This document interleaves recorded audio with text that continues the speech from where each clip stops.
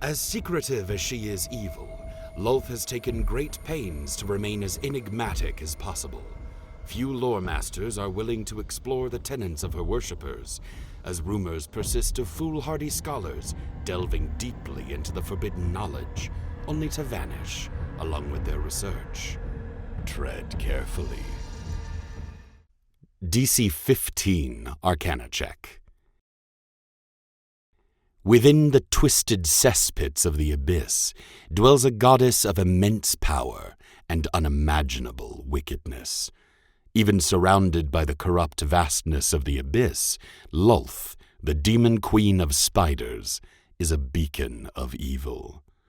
Though the queen of spiders is unquestionably evil, at Lolth's core, she is equally a creature of contradiction and chaos. Nowhere is this deeply rooted chaotic nature more apparent than in how she presents herself to her enemies and allies. Lolth may appear in many different forms, but she frequently chooses those that simultaneously exhibit her love of extreme beauty, corrupted with the horrific or macabre. To those she favors, the Spider Queen may manifest as a tall, stunningly beautiful female drow, clad in garments spun from the finest spider silks. To her enemies, she chooses the form of a stinking, bulbous black widow, set with the head of the aforementioned drow. More frequently, Lolth chooses the shape of a huge drider.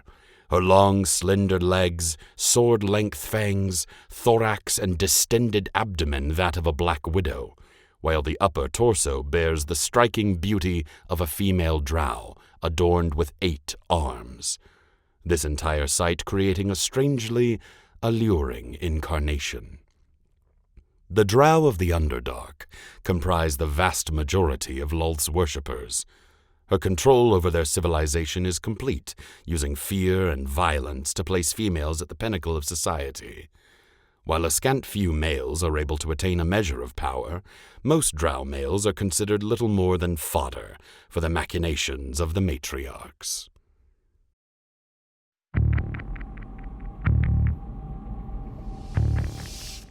Lolth is motivated solely by the acquisition of power, and revels in the use of treachery, deceit, and murder to achieve her ends.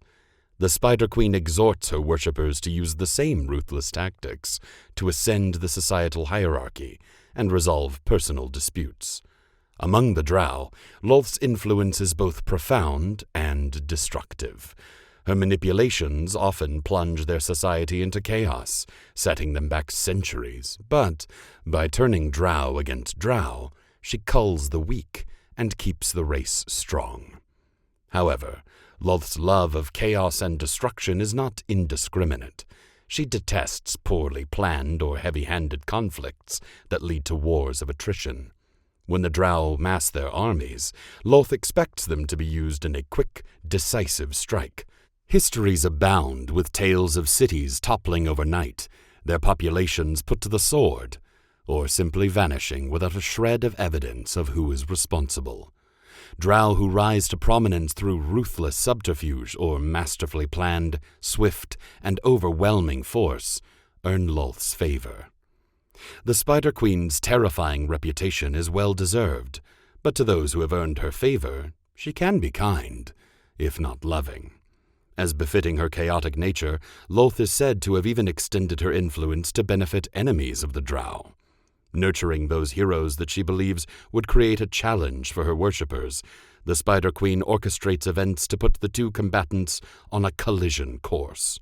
The resulting slaughter and ultimate victory, whether the drow or their enemies, comes at Lolth's will.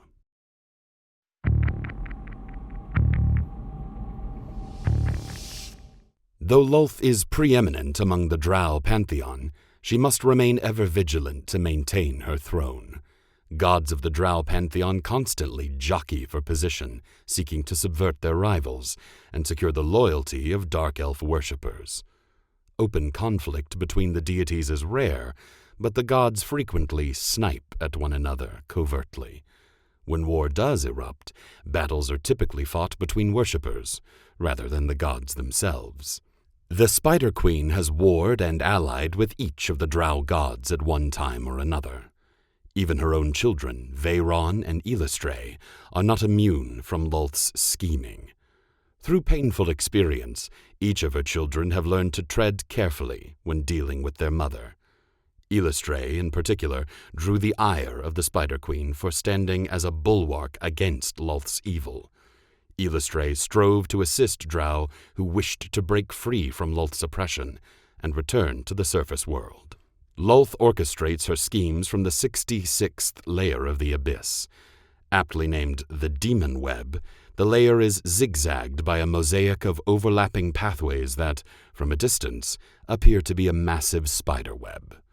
Each pathway is surrounded by sloping walls of sticky webbing that create tunnel-like corridors. Beyond the webbing, fetid gray clouds swirl infinitely in all directions. Side passages branch off from the main pathways that lead to massive iron doors.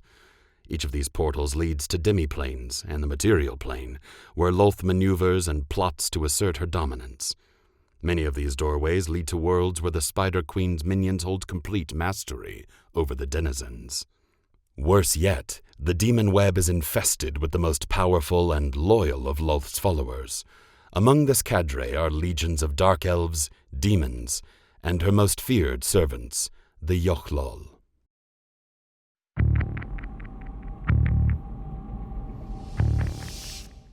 Before her fall and banishment to the Abyss, Lolth was once known as Aroshni, elven goddess of destiny and artisans. At that time she was consort to Corellon, chief among the elven deities, and ruled with him over the Seldarine pantheon. Aroshni and Corellon seemingly shared a loving and passionate bond. From their union, 3 children were made, the twins Veyron and Illustre, and Vendria Gilmadrith. Lolth's early years are shrouded in mystery, but it was not the Spider Queen who concealed her origins. Surface elves, feeling a deep shame that the Demon Queen of Spiders had her origins in the elvish Seldarine pantheon, have done their utmost to erase Aroshni from their histories. Though the particulars are scant, a rift developed between Aroshni and Corellon. There is some evidence that suggests she became jealous of Corellon's position and conspired to overthrow her lover and take sole rule of the pantheon. The elves feel a deep pang of humiliation that one of their own gods would be the first to bring evil into the blessed realm of Arvandor. Aroshni's initial betrayal came from the shadows, where she endeavored to orchestrate Corellon's death using the Seldarine Lord's rivals. In one such attempt, she sabotaged Corellon's sword just before a battle against Grumsh, the Orcish god of slaughter. Aroshni was nearly successful, but just before Grumsh could strike the final blow, Sayanine Moonbow, elven goddess of knowledge, intervened and saved Corellon. Ultimately, Aroshni, after several failed attempts, abandoned her covert attempts to usurp Corellon's throne and gathered a host of evil to take Arvandor by force. Veyron would join with his mother and her allies, Grumsh, Gonadaur, and numerous lesser ogre and goblin deities to lay siege to Arvandor and murder Corellon. Aroshni's vile force clashed with the Seldarine deities in a catastrophic battle, the likes of which had never before been seen in Arvandor. Gigantic spans of pristine woodlands were laid low, consumed in the inferno of war. Though the horde assembled by Aroshni had the weight of numbers, it was little more than a rabble. In the final measure, the skill and discipline of Corellon and his Seldarine host carried the day and drove the invaders from Arvandor. Defeated and exposed as a traitor, Aroshni was put on trial. With no question of her guilt, the Seldarine debated Aroshni's fate. For Corellon's part, he still loved his wife and could not bring himself to destroy her. Instead, he stripped Aroshni of her divine bond to the Seldarine pantheon and Arvandor. As a final punishment for her betrayal, Corellon transformed Aroshni into a giant bloated spider, cast her into the abyss, and bound her divine spark to the realm of demons. Banished to the abyss, Aroshni took the name Lolth and conquered the 66th layer of the abyss, which was soon dubbed the Demon Web